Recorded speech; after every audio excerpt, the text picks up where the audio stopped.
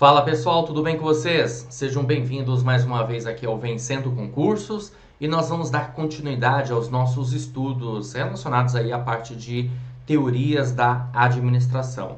Eu quero, claro, que você visualize aí comigo o que nós vamos tratar nesse momento, nesse vídeo, né?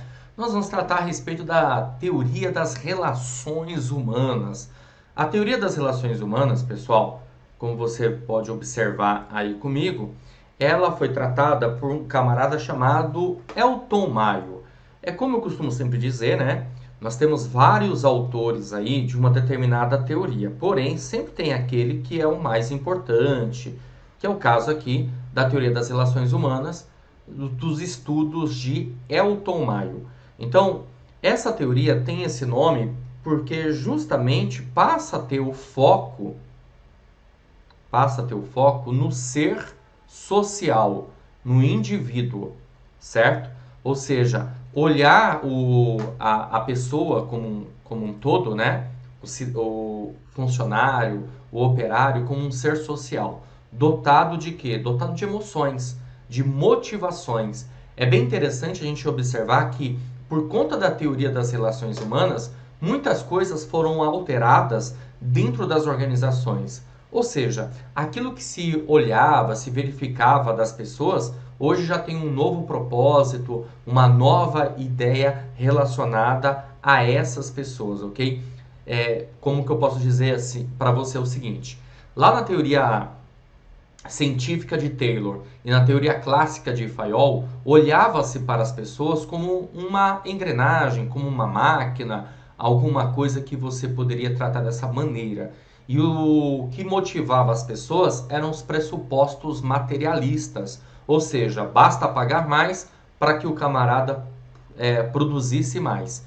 Aqui na teoria das relações humanas a coisa muda de figura. Por quê? Porque aí passa a entender que o ser humano é um ser social e, consequentemente, esse ser humano, por ser um ser social, ele precisa, a bem da verdade, estar em grupo, fazer parte de um grupo de pessoas, ó, fazer parte, tá, de grupos em meio aí a relacionamentos, está muito ligado a relacionamentos. O Elton Mayo, ele fez estudos relacionados à fadiga humana e à iluminação. Por quê? O que acontece, pessoal?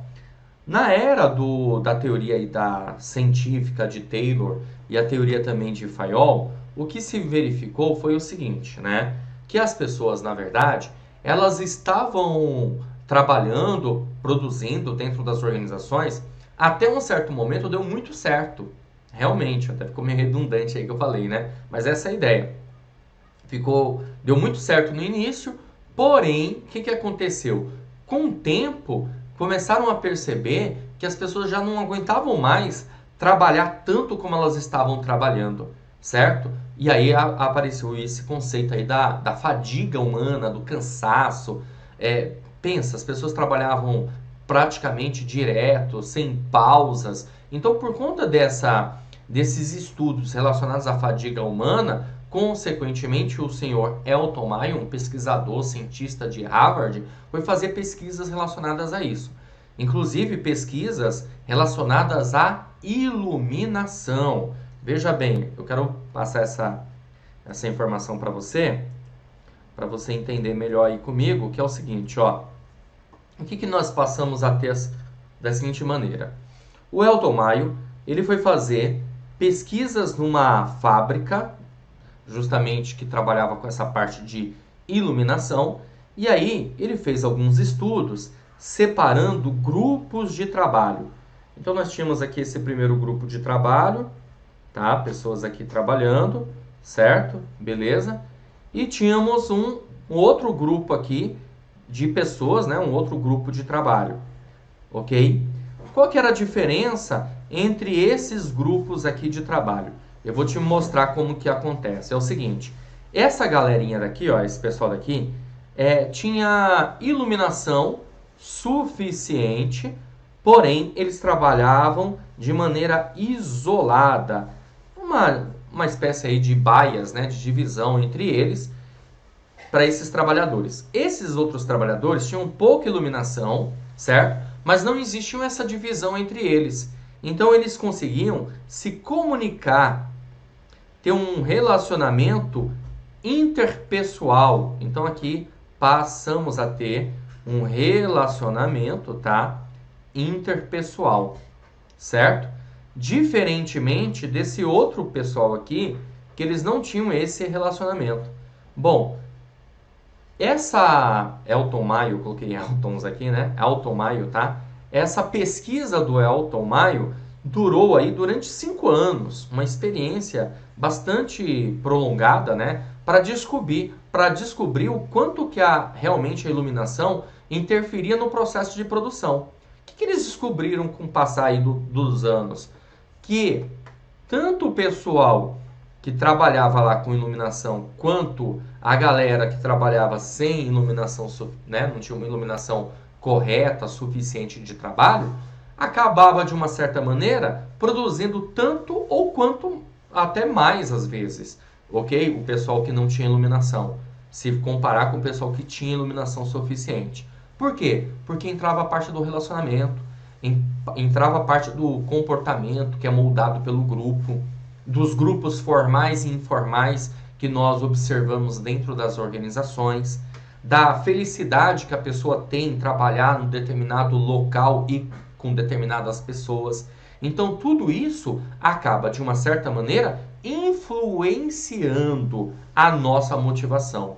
A partir desses estudos aqui de Elton Maio, começaram a surgir muitas teorias motivacionais. Teoria de Maslow, teoria de Herzberg, teoria de MacGregor e tantas outras, tudo bem?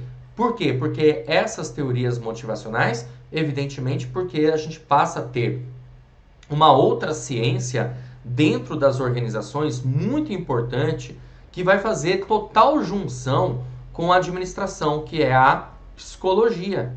Tanto que as organizações elas passaram a ter psicólogos em suas áreas de recursos humanos.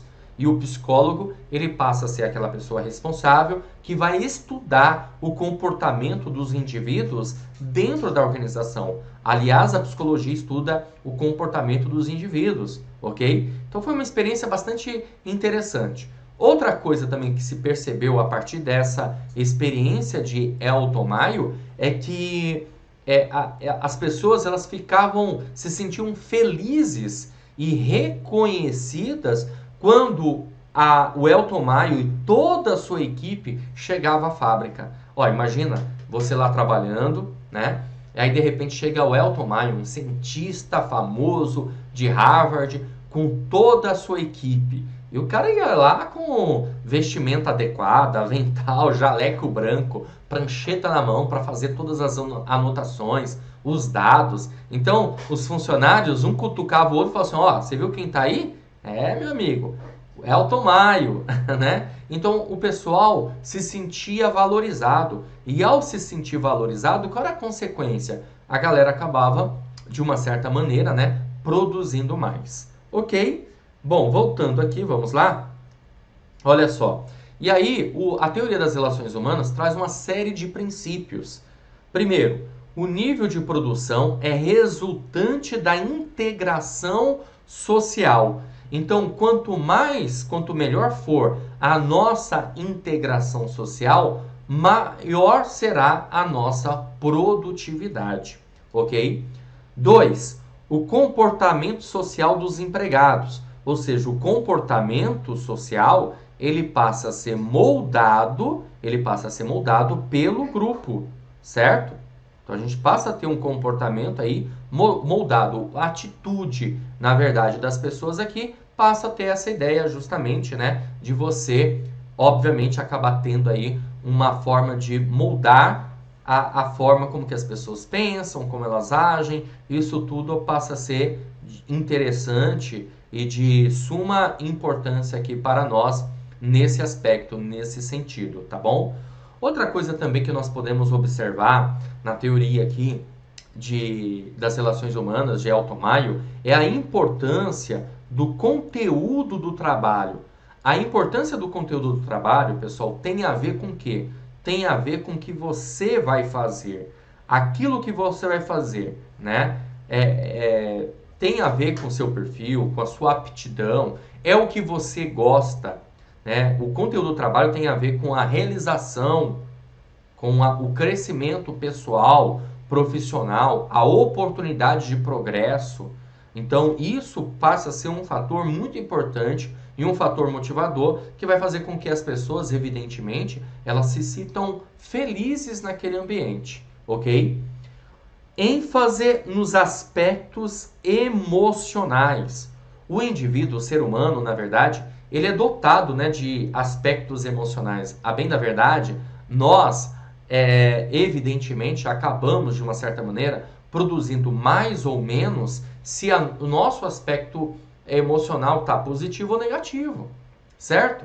Ou seja, se você trabalha num lugar, num ambiente, em que aquele ambiente é desfavorável, em que só tem conflitos, em que só tem problemas, consequentemente isso vai influenciar na sua produção. Assim como também, se você trabalhar num ambiente favorável, num clima agradável, onde as pessoas se relacionam de uma maneira, né, com uma certa afinidade, consequentemente, qual é a condição disso? Melhorar a produtividade. É claro que nós também precisamos levar em consideração outras situações. Por exemplo, o conflito, ele é positivo ou ele é negativo? Eu posso dizer para você que depende. Depende do grau desse conflito e por quanto tempo esse conflito vai existir. Entende? Ou seja, existe uma margem que o conflito passa a ser até interessante. O conflito ele passa até a ser um fator motivacional para as pessoas, de competitividade. Agora, é uma linha bastante tênue, que tem que tomar bastante cuidado com isso, obviamente, porque se você passar desse limite, já era, estraga tudo, certo? Bom, voltando aqui para o nosso slide, né, que a gente está conversando a respeito aí dos temas, os grupos informais, olha só, o item 5 aqui, grupos informais e relações humanas. Veja, o que foi visualizado aqui na teoria das relações humanas? Que uma organização ela vai ter aspectos formais ou grupos formais e aspectos informais. Os grupos formais, pessoal, são aqueles grupos que são criados pela própria organização, né? A própria instituição vai lá e cria um grupo, certo? Beleza? Vamos imaginar assim uma situação. Departamento de contabilidade da organização. Logo você tem ali um grupo de pessoas que trabalham em prol de um mesmo objetivo. Esse grupo é um grupo formal, porque foi criado pela própria organização. Mas o que o pessoal percebeu, o Elton Maio e todos os outros estudiosos, é que uma organização ela não vai ter só grupo formal, ela também terá grupos informais, que aí é a questão da afinidade, do conflito, essa coisa toda, de você ter simpatia por uma pessoa, né, ter uma certa antipatia por outra e assim por diante. Certo? Beleza? Então nós vamos ter grupos formais e informais, assim como os aspectos formais e informais. Os grupos informais são espontâneos, eles são criados pela relação entre as pessoas. Beleza?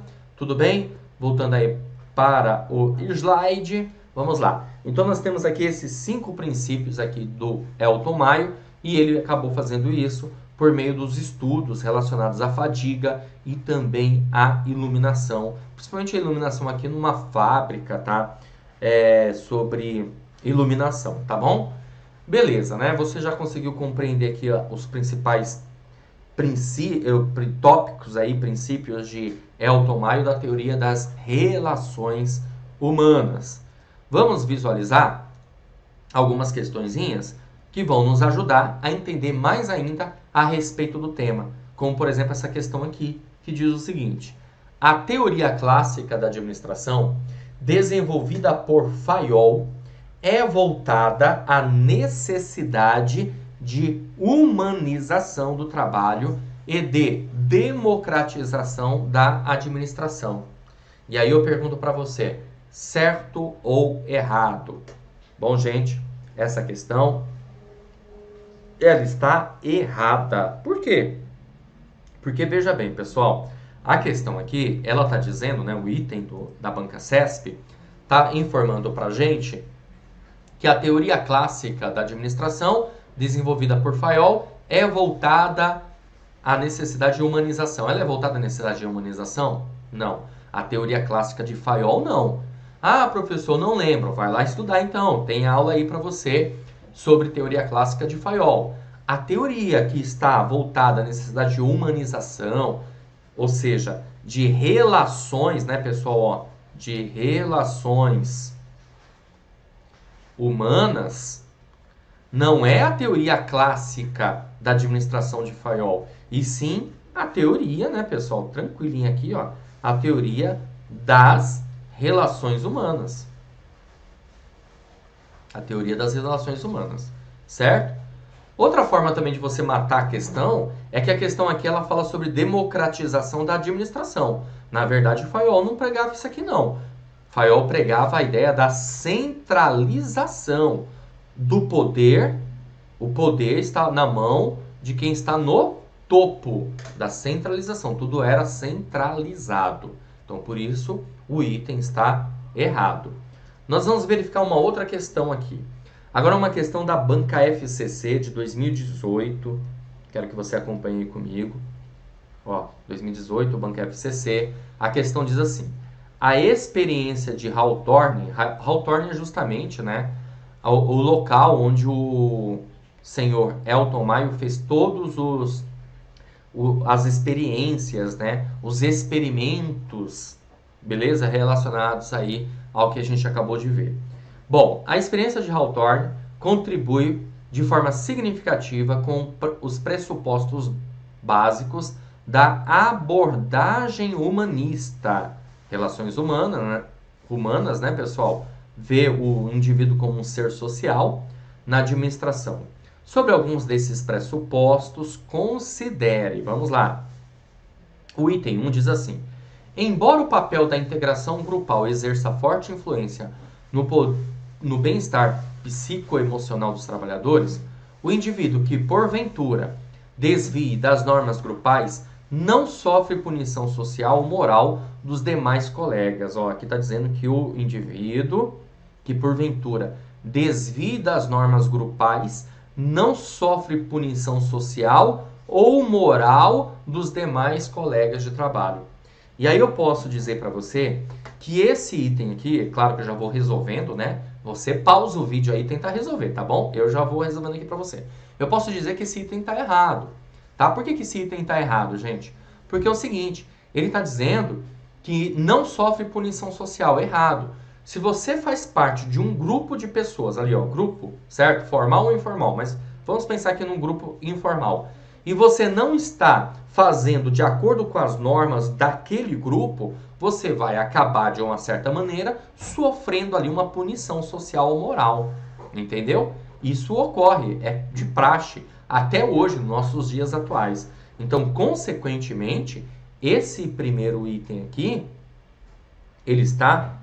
Deixa eu pegar aqui a caneta. Esse primeiro aqui, item, ele está errado, tá? E aí você faz o seguinte, ó. Está correto que consta apenas em... Alternativa A não tem o item 1, então pode ser que esteja correto. A B tem o item 1, já era. Porque o item 1 a gente sabe que está errado. A C tem o item 1, também já era. E a E também tem o item 1, também já era. Ou seja, gente, ou é A ou é D. E aí a gente chega à conclusão seguinte, que o item 2 ele está correto. Por quê? Porque o item 2 aparece tanto na alternativa A, como também aparece na alternativa D. Vamos ver ele? Ele diz assim, ó. A motivação econômica passa a ser secundária, verdade, na determinação do rendimento do trabalhador. Prioriza-se, então, a necessidade de reconhecimento e aprovação social. Pessoal, certíssima essa informação. Eu vou até aproveitar e dizer para você que a teoria das relações humanas, ela passa a ser entendida como uma forma romântica e ingênua de olhar o que acontece dentro de uma organização. Deixa de ter aquela preocupação de quanto a pessoa ganha, mas passa a ter uma preocupação da felicidade, se aquela pessoa ela está interagindo com as demais, se ela tem um bom relacionamento, entendeu? Isso é muito importante, sim ou não? Com certeza absoluta. mas é o que eu costumo dizer, a gente precisa de um certo equilíbrio. Equilíbrio por quê? Porque eu não posso tender a um lado somente pressuposto materialista de ganho de dinheiro, como eu também não posso tender para um lado extremamente emocional, psicológico, né, de relações. Eu preciso ter um equilíbrio entre essas duas situações. Isso é uma das disfunções da teoria das relações humanas. Esse romantismo ingênuo, achando que basta a pessoa estar feliz no local de trabalho que ela será produtiva. É errado isso. No início deu muito certo, mas com o tempo percebeu-se que essa coisa da pessoa se sentir muito feliz dentro da organização não necessariamente vai levar a uma produção, certo? Então o item 2, corretíssimo. Vamos para o item 3. O item 3, ele diz o seguinte, ó: o nível de motivação do trabalhador, assim como o nível de produção, está relacionado ao conteúdo do trabalho. Quanto mais elementar e recorrente for o conteúdo do trabalho, mais estabilidade e incentivos ao trabalhador ele proporciona.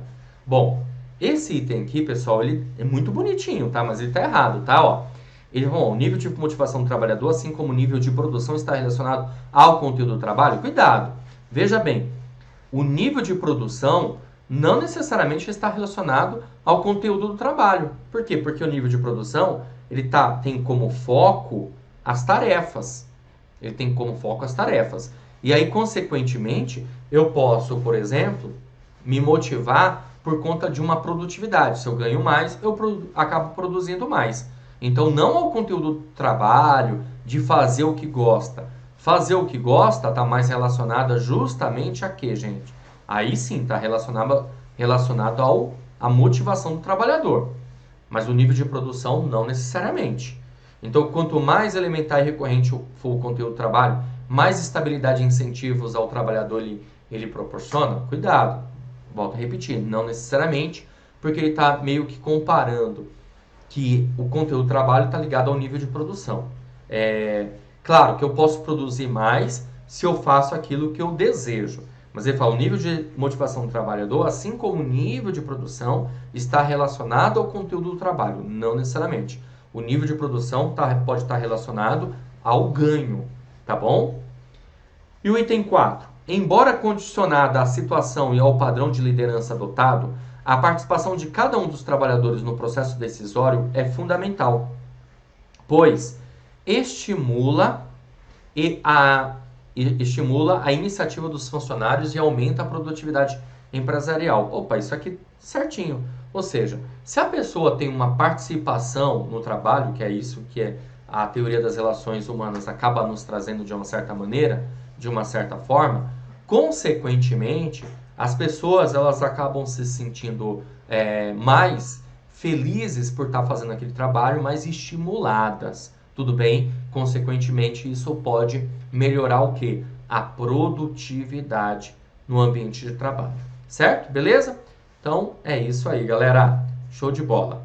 Bom, e assim então eu finalizo essa aula aqui, finalizo esse vídeo. Espero que eu tenha contribuído, tenha ajudado para que você tenha entendido mais um tema aí relacionado à matéria. Vou ficando por aqui e a gente, claro, se vê numa próxima oportunidade, tá bom? Valeu, grande abraço e até a próxima.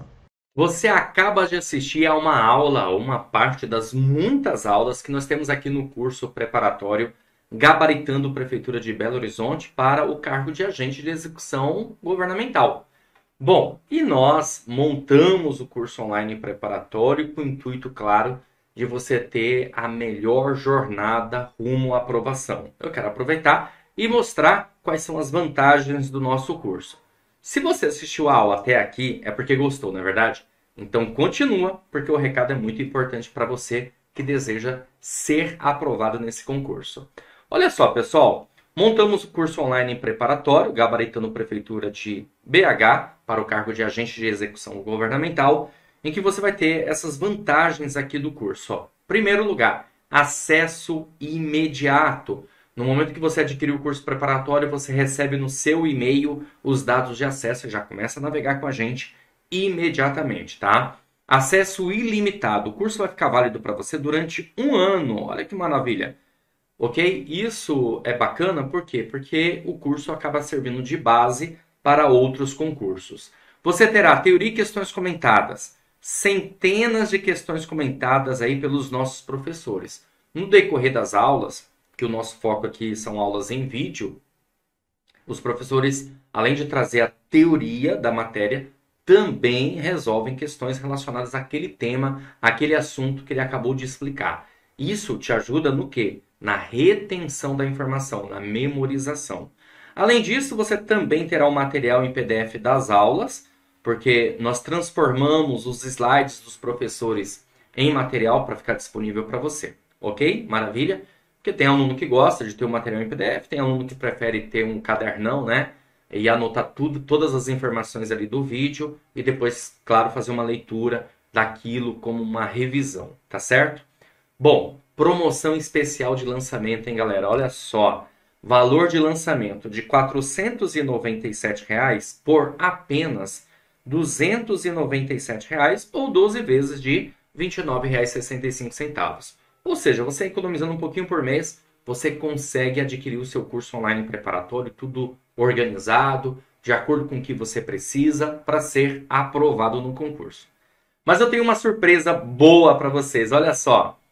Cupom especial de desconto, é isso mesmo, ó. Cupom especial de desconto, válido até o dia 31 de julho. Olha, em cima desse valor, tá? De R$ 297, nós ainda vamos te dar mais um cupom de desconto para você utilizar na sua matrícula. Como que você vai fazer para adquirir o cupom de desconto? Vai entrar em contato conosco pelo WhatsApp, tá aí o número 11 97465 6052. Você vai chamar e vai falar, né, que você quer o seu cupom especial de desconto para o curso Gabaritando Prefeitura de Belo Horizonte, cargo agente de execução governamental. Um dos nossos consultores vai te atender, vai repassar o seu cupom de desconto para você ter um desconto ainda em cima desse valor que já está em conta, que já está barato, tá certo? Lembrando que o cupom especial de desconto é válido até o dia 31 de julho. Então clica no link abaixo, na descrição aí, você vai conhecer o curso preparatório, saber as informações, quantidade de aulas por matéria, tá certo? E chama no WhatsApp para conseguir o seu cupom de desconto, se você estiver me assistindo até o dia 31 de julho. Após o dia 31, aí o valor é de 297 ou 12 vezes de 29,65. Então aproveite e faça a sua matrícula o quanto antes. Estou te aguardando, hein? Então clica agora e chama no WhatsApp para fazer a matrícula no curso preparatório. Grande abraço e até mais!